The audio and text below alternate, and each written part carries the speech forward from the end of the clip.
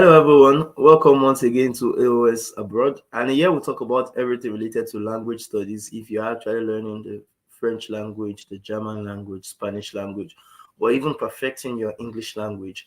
Likewise, we also talk about your improvements or your preparation for language examinations like IELTS, like TOEFL, like TEF Canada, TCF Canada, and all others. And if you are on the verge of working on your study permit, your work permit, your immigration to countries like Canada, the UK, US, we can definitely be of assistance to you on that premise as well. So that being said, as you know it, every day at exactly 3 p.m. West African time, which is the Nigerian time, or 10 a.m. Eastern time, which is that of the Canadian time, we are always scheduled to start our live QAs. And today is not going to be different. We are going to be taking our live QAs today to talk about a very interesting topic that some of our clients have actually been asking. So without wasting much time, let's quickly go down to it. The question 180 was asked, and the question stated that how can a student in Canada get PR, and what time is best to apply for the PR, whether during study or post graduation, by Ayoola Ogunware from Nigeria. This question is extracted from our Make Money and Migrate to Canada in 2023 webinar Q&As. Now, I appreciate because this man, Mr. Ayoola Ogunware, he worked with us and is currently in Canada. I remember that he actually got his study permit after just 10 days of reapplying after his first rejection, and he got rejected through us. He got accepted rather through us after the 10 days because he did it for himself at first, but later came to consult with us, and after that, he got his study permit. So it's a very good question to always ask that how can a student, you understand, get PR? And there are several ways. If you're an international student, not just a student, but international student, someone that came in just like him as a study under study permit, you have various ways. You can actually get to apply for PR whilst you are still studying if you fall into some categories. And you can apply for study permit after your study, you understand, post graduation, when you have maybe gotten postgraduate work permit for your PR.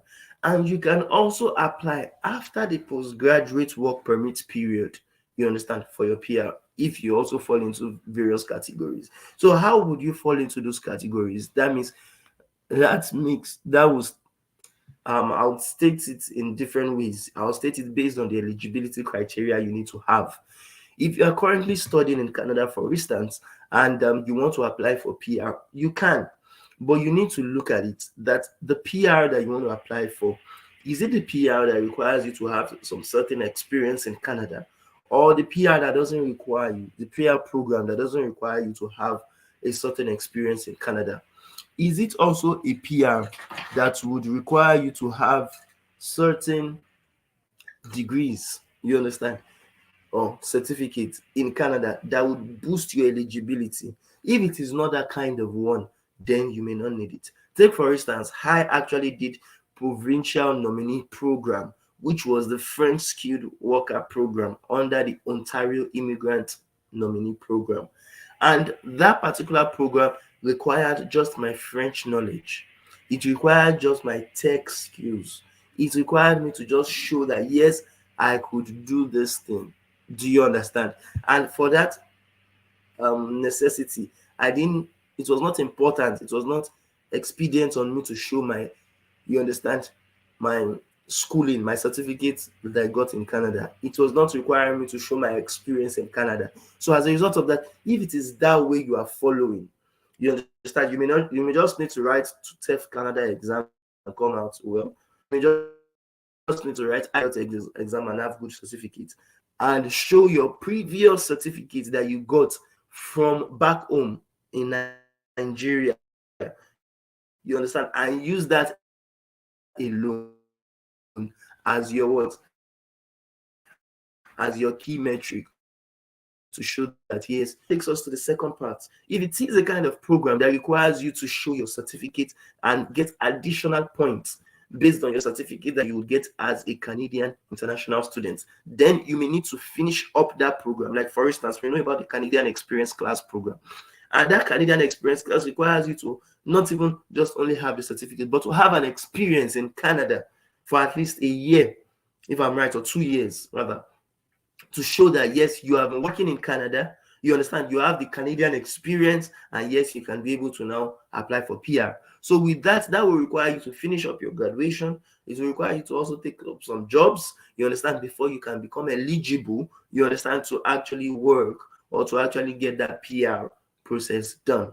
Do you understand? And like as I said, there are some PMP programs, even express entry, some of them just require you to have just the what, the so-called certificate, the Canadian certificate. And after that, if you have more points, if you become more eligible, then you can just apply for that instead of even having experience in Canada at first. So it all depends.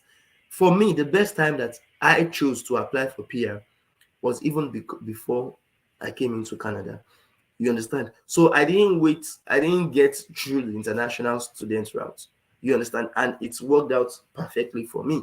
But for you that you are already in Canada as a student, you may start the process now if you qualify based on the eligibility criteria I talked about. And if you don't, you may have to wait to get a certificate first before you do it, or you get your certificate and your years of experience first before you actually apply for PR. So it all depends on your eligibility criteria.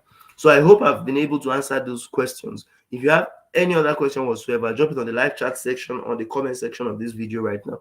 And do not forget to actually subscribe to our YouTube channel, hit on the notification bell to get notified anytime we drop content, and like and share this video with your friends and with your family. And I do hope to see you in our next Q&A sessions. Bye for now.